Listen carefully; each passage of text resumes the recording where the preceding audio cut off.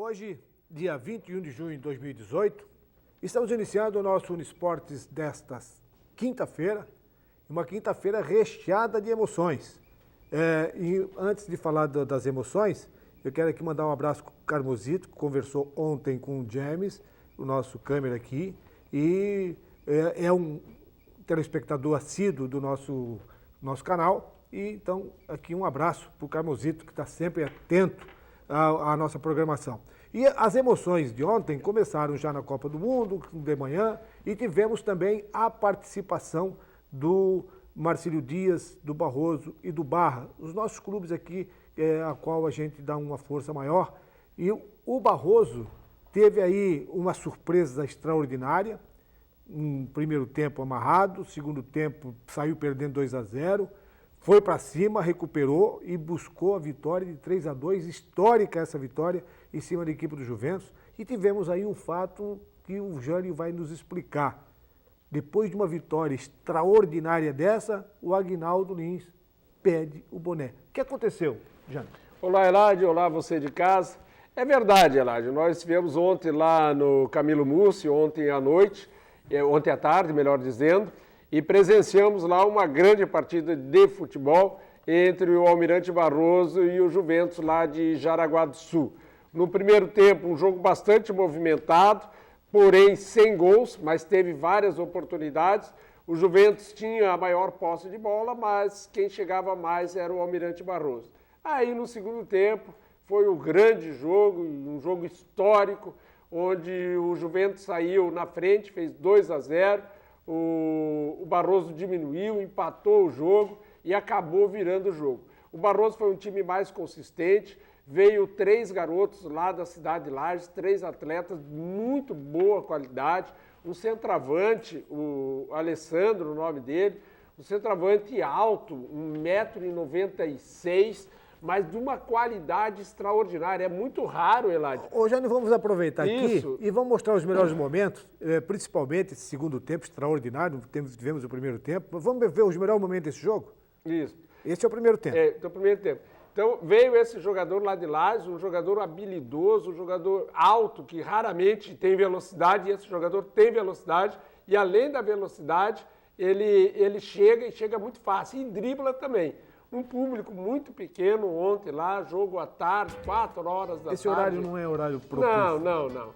E até porque anoitece, 5 e pouco já está anoitecendo, né? Esse foi um gol anulado, né? O jogador João Paulo estava realmente em condição de impedimento. O Barroso teve essa grande chance, teve mais 2, 3 chances.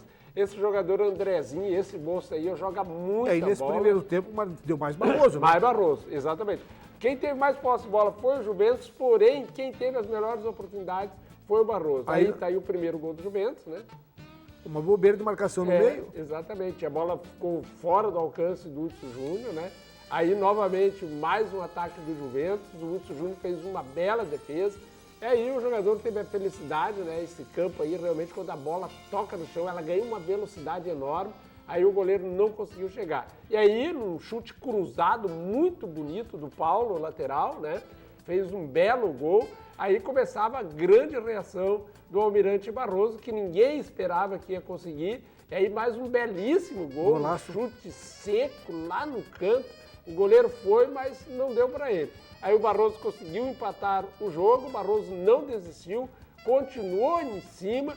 Aí apareceu o centroavante, o centroavante muito bem posicionado, o Alessandro, que veio lá do Inter de Lages, já estreou fazendo gol. E mesmo assim o Almirante Barroso ainda teve a oportunidade de fazer mais gols e perdeu aí grandes oportunidades. Teve esse lance aí de pedir o pênalti, o árbitro não deu, o grande Rodrigo D'Alonso, na verdade o Rodrigo tecnicamente é um bom árbitro, mas ele para o jogo toda hora, ele dá uma palestra para o jogador, dá palestra para outro jogador. E esse terceiro gol ali, se você observar, é fruto de treinamento. Sim. Porque o Ala foi na linha de fundo, chegou na linha de fundo, tocou a bola para trás, onde encontrou o centroavante que estava bem posicionado. E o centroavante está ali, é para isso, é para botar a bola para dentro. E a grande surpresa, depois desse jogo, né, a equipe show de bola da Rádio Univale, que estava lá presente, se posicionou para a entrevista coletiva com o treinador Aguinaldo Lins, que é de praxe, todo jogo, após o jogo ele faz a coletiva e ele não compareceu. A assessoria de imprensa comunicou que o treinador não iria conceder a entrevista. Ele saiu direto do vestiário, foi para a sala do presidente, do Almirante Barroso, e lá ele não colocou o cargo à disposição, ele chegou lá e pediu demissão de caráter irrevogável, tá? Alegando problemas particulares. Junto com ele foi o seu auxiliar técnico também, pegou todo mundo de surpresa, mas durante o jogo, eu senti que tinha alguma coisa muito estranha. Quando eu entrei no estádio, eu estava de carro, o presidente estava passando na frente e eu buzinei, ele é sempre muito simpático, muito solícito e responde, ele continuou sério e entrou na sala dele. E durante o jogo todo, Eladio, mesmo virando o jogo, o treinador ele ficou intacto, ele ficou só olhando, fez as substituições, quieto no banco. A gente já sentia que tinha algum clima diferente. E algo muito estranho aconteceu lá no Almirante Barroso. E uma situação complicada, até porque o Barroso tem o seu próximo compromisso, que é contra o Camboriú. Já sábado à tarde. Já no sábado à tarde lá em Camboriú. Não dá tempo para nada. Então, como é que você vai arrumar alguém?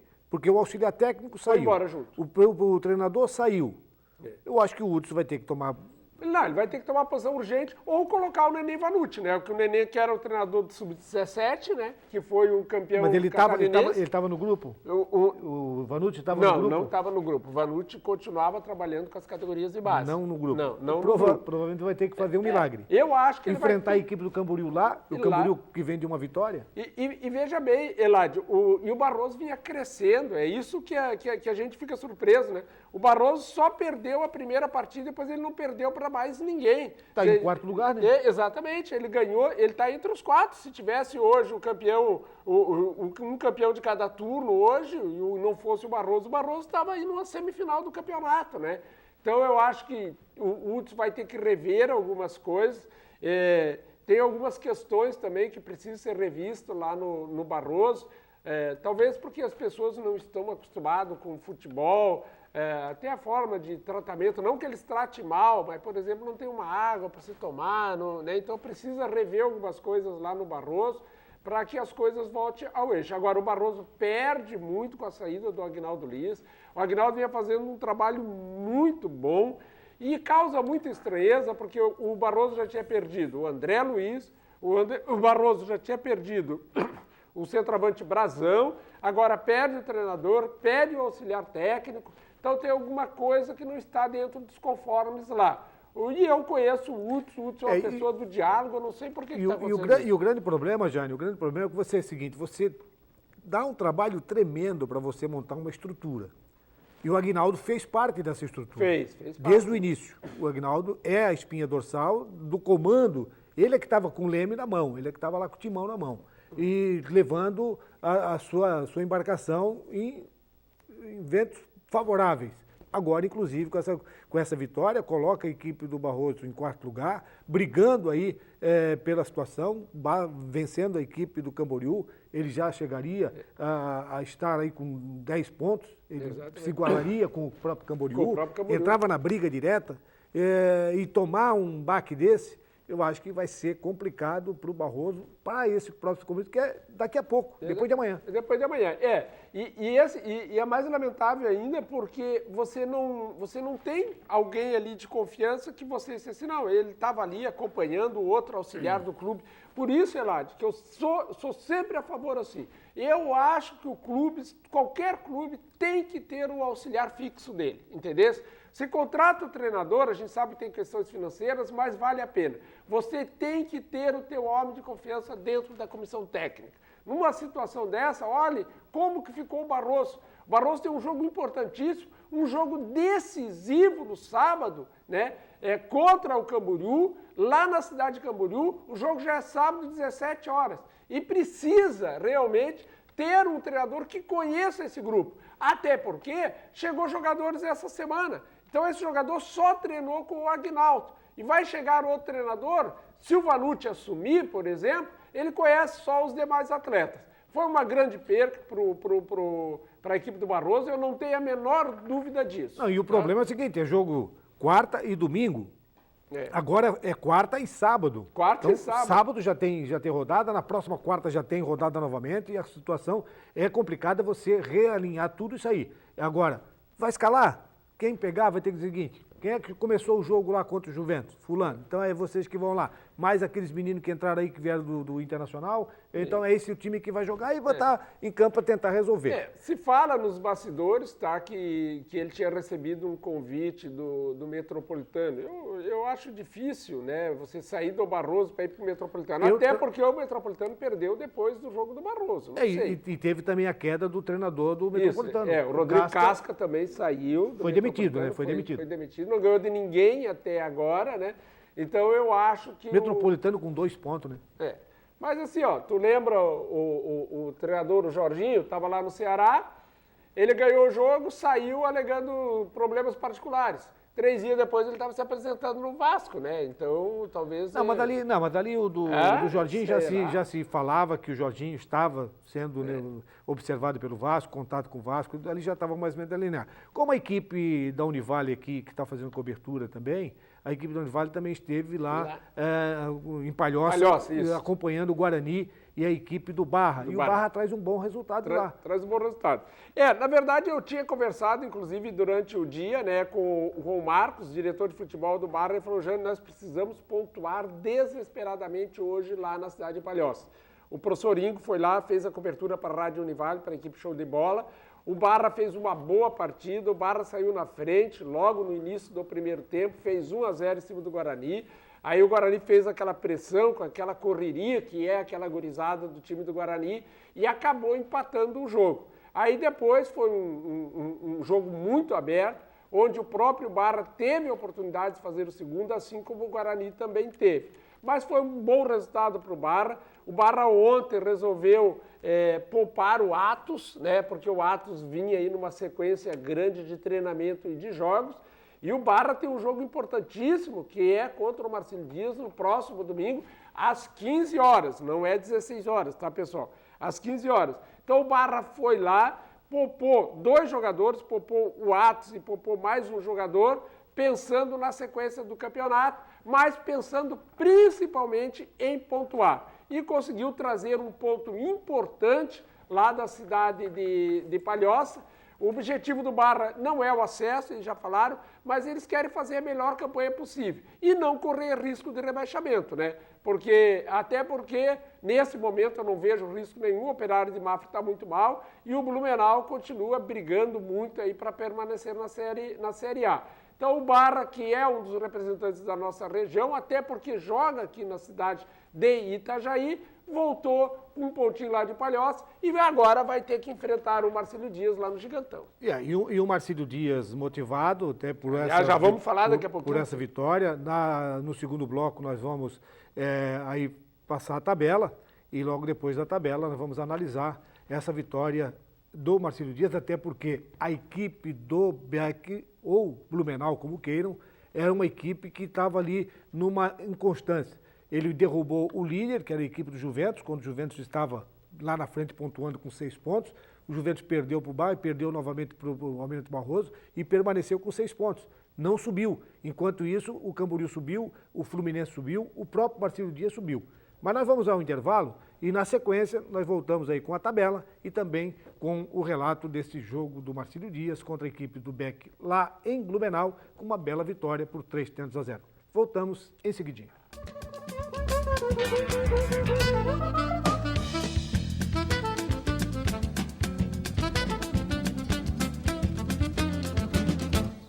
Pois estamos de volta e este segundo bloco nós temos o apoio do Restaurantes Paraty.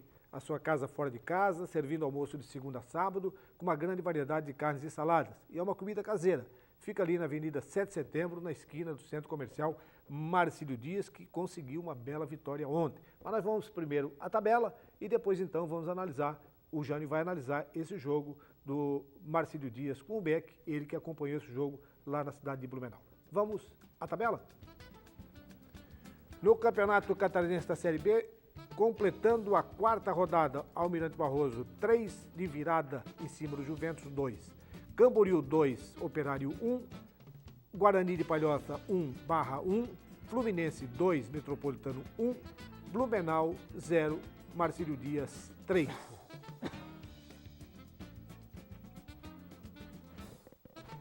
No Campeonato Brasileiro da Série B, jogos para esta quinta-feira, Brasil de Pelotas e Criciúma e Goiás e Juventude.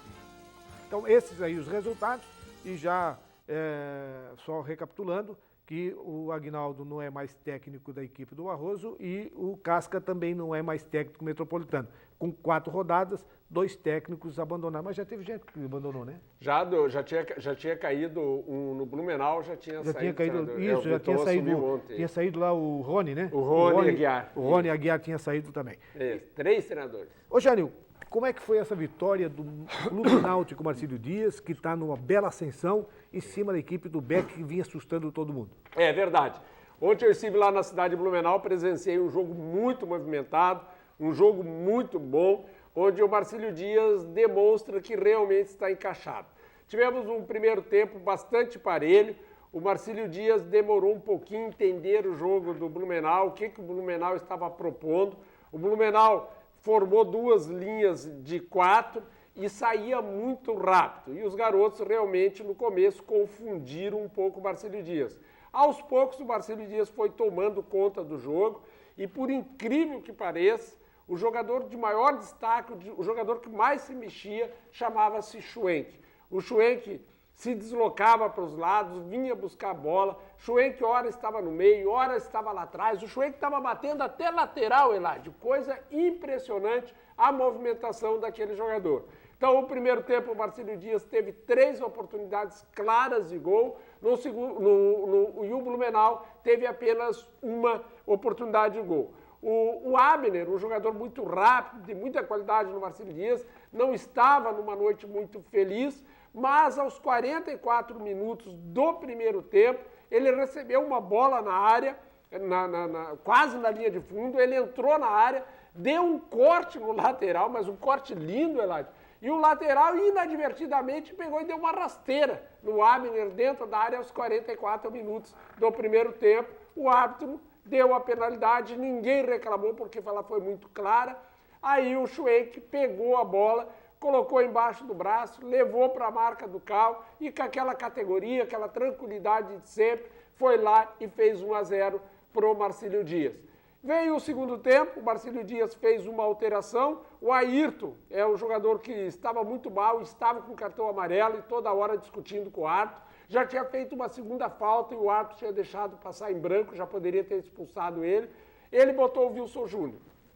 Começou o segundo tempo, o Blumenau tirou um zagueiro, colocou mais um atacante. Olha só, que loucura que o cara fez. Abriu a guarda. Abriu a guarda. O que era o objetivo do Blumenau? Era empatar o jogo no início já do segundo tempo e depois tentar virar o jogo. Mas aí, meu amigo, o tiro saiu pela culatra.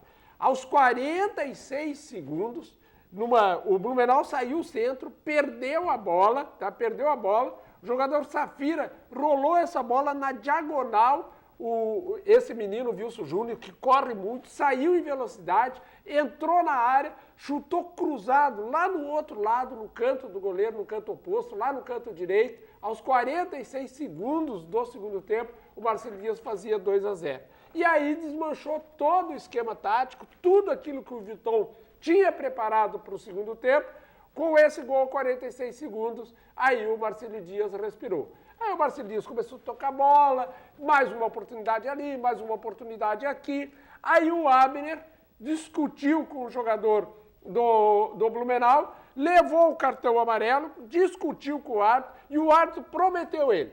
No lance seguinte, ele recebeu uma bola, entrou na área, para mim foi falta, para mim foi pênalti, depois até eu falei com o pessoal da televisão, eles constataram que houve o choque. Se ele não quisesse dar o pênalti, não precisava. Ele foi lá e deu simulação do menino, porque tu sabe, né? Quando o árbitro marca, não adianta. Ele foi lá e deu simulação do Abner e expulsou o Abner. Aí que vai fazer falta no próximo jogo. Vai fazer muita falta. Ontem não fez. E eu falava ainda no meu comentário lá na Rádio Univale, eu falei, olha, o Marcílio Dias, mesmo com 10 contra 11, o Marcílio Dias ainda está jogando mais que o Blumenau. Está mais próximo do segundo gol do que o Blumenau do seu primeiro gol. E aí, lá nos 30 minutos, numa bela jogada no meio de campo do Feitosa, fez um lançamento maravilhoso para o Sabiá, que havia entrado no lugar do Schwenk. O Sabiá entrou em velocidade, na saída do goleiro ele jogou por cima do goleiro, um chute muito forte, quase lá no ângulo, e o Marcílio Dias matou o jogo, fez 3-0. Aí o René começou a fazer algumas mudanças, né? E o time do Marcílio Dias teve a oportunidade de fazer o quarto, teve a oportunidade de fazer 5, mas eu gostei muito do time. O goleiro ontem muito seguro, tá? Aliás, o Blumenau levantava, insistia em levantar bolas na área, e o goleiro tem uma estatura muito grande. O Rogério, uma partida impecável do Rogério. Esse menino, o Rigo, que entrou na lateral esquerda, fez novamente uma grande partida. Aliás, o lateral esquerdo, o Aleph, já se recuperou, mas não vai jogar, viu? Só uma análise nessas 4 rodadas. Eu estou aqui analisando, enquanto você estava fazendo comentário, o Marcílio Dias tem 2 clubes na sua frente, que é o Fluminense e o Camboriú. Os dois têm 10 pontos e o Marcílio Dias está em terceiro com 8. Só que o Marcílio Dias não joga mais com o Fluminense e não joga mais com o Camboriú. Ele não venceu e não perdeu para o Camboriú, não venceu e não perdeu para a equipe do Fluminense. Então, Fluminense e Camboriú dependem só deles para brigar pelo título do primeiro turno. Marcílio Dias vai ter que fazer por si e torcer tropeço desses dois para poder brigar para conquistar o primeiro turno. Sem dúvida nenhuma, né, Elad? E nós sabíamos, nós falávamos, inclusive, logo depois do jogo do Fluminense, nós falávamos, né? Vai fazer uma falta muito grande. E o pior é que esses times, pelos adversários que estão tendo aí, dificilmente vai perder pontos, né? O time do Fluminense, para mim, é uma grata surpresa. Nessa próxima rodada agora, nós temos aqui, ó, o Barroso vai pegar o Camboriú. Mas lá em Camboriú, né? Não, mas o Barroso sai de um resultado, lógico, tem o prejuízo da saída do Aguinaldo. Mas ele sai de um resultado de 2-0 no segundo tempo e buscar 3-2, dá uma moral enorme. E também a equipe do Fluminense vai pegar o Juventus, que o Juventus estava sendo o bicho-papão aí. E fez uma boa partida aqui, tá? Não, fez uma boa partida. Fez uma grande partida. Contra a equipe do Barroso, estava vencendo por 2-0. 2-0, Entende? Aí acabou errando e no erro acabou o Barroso levando a vantagem. Então, tem que torcer que essa rodada aqui é fundamental para que Barroso e Juventus se recuperem dentro da competição. E tire pontos, né, do Camboriú, tire pontos do Fluminense.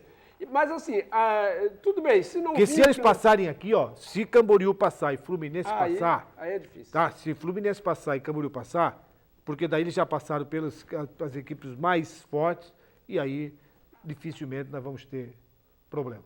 Beleza, então. Não, porque assim, Elad, o importante nesse momento é exatamente, tá? É exatamente estar entre os 3, tá? Entre os 3 é o principal objetivo do Marcílio. Se não der de ganhar o primeiro turno, estando entre os 3, com certeza o Marcílio Dias vai estar numa semifinal, tá? Porque caso nada melhor do que classificar e garantir já a vaga. Seria ótimo. Entende? Mas o importante porque o Metropolitano, é não sair dos 3. Porque o Metropolitano está fora dessa brincadeira, mas no segundo turno volta todo mundo com 0. Entende? Então é complicado. Não, entende? Sem dúvida nenhuma. Então a situação do Camboriú e a situação do Fluminense, nessa altura do campeonato, nessa quinta rodada aqui, pode se definir muita coisa favorável a esses 2 clubes. Mas vamos ver, futebol prega muita surpresa. Nós estamos encerrando esse programa dessa quinta-feira, prometendo voltar amanhã com o jogo também do Brasil. Amanhã tem Brasil. Será? Vamos conseguir a primeira vitória na Copa do Mundo? Um abraço e amanhã nós veremos. Um abraço, até amanhã. Tchau.